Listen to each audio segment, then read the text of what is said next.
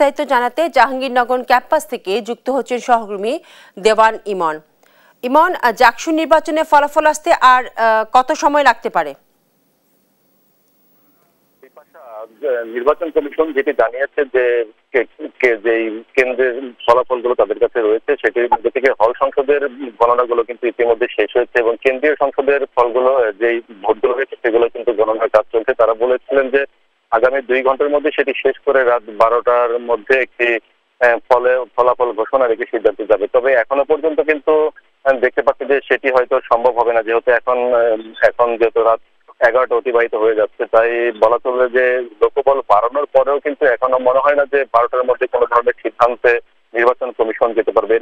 এর মধ্যে কিন্তু একজন নির্বাচন কমিশনার কিন্তু তিনি পদত্যাগ করেছেন এবং তিনি জানিয়েছেন যে ত্রুটিপূর্ণ নির্বাচন ব্যবস্থার কারণেই কিন্তু তিনি তার এই সিদ্ধান্ত গ্রহণ করেছেন। এছাড়া আমরা দেখেছি যে ঘন্টাখানিক আগে কিন্তু যারা শিবিরের যে প্যানেল রয়েছে তারা কিন্তু একটি ব্রিফিং করেছেন। তারাও কিন্তু বলছেন যে নির্বাচন কমিশন এখন এসে যে ধরনের সিদ্ধান্ত নিচ্ছে বা তারা যে পদত্যাগের বিষয়টি যাচ্ছে এটি সম্পূর্ণই প্রহসন, কারণ এখানে যদি কোনো ধরনের ত্রুটি ব্যবস্থা থাকতো তাহলে সেই সিদ্ধান্তটি তারা আগে নিতে পারতো। এখন শেষ সময় এসে কোনো গোষ্ঠীকে বিশেষ সুবিধা দেওয়ার জন্য এই ধরনের পায়তারা করা হচ্ছে এবং একই সাথে কিন্তু অন্য যে সমস্ত প্যানেলগুলো রয়েছে তারাও কিন্তু ঠিক একই ধরনের কথা কিন্তু তারা বলছেন। এছাড়া আমরা দেখেছি যে যেহেতু নির্বাচনকে কেন্দ্র করে যেহেতু অনেক সময় অতিবাহিত হয়ে গেছে, তাই যারা আইন শৃঙ্খলা বাহিনীর দায়িত্বে রয়েছে তারাও কিন্তু দেখতে পাচ্ছেন যে ক্যাম্পাসে জুড়ে কিন্তু তারা যে যেন কোনো ধরনের নিরাপত্তা যেন বিঘ্নিত সৃষ্টি না হয় সেই কারণে কিন্তু আমরা দেখছি যে এখানে আইন শৃঙ্খলা বাহিনী কিন্তু পর্যাপ্ত পরিমাণে তারা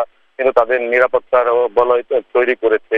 অন্যদিকে কিন্তু এখনো পর্যন্ত কিন্তু সেই ভোট গণনাটি কিন্তু চলমান রয়েছে এবং সেটি হয়তো বা মধ্যরাত পেরিয়ে যাওয়ার পরে কোনো সিদ্ধান্ত দিতে পারবে কিনা এখনো পর্যন্ত কিন্তু সেটি বলা যাচ্ছে না। তো এই ছিল আমার কাছে জাহাঙ্গীরনগর বিশ্ববিদ্যালয়ের জাতীয় নির্বাচন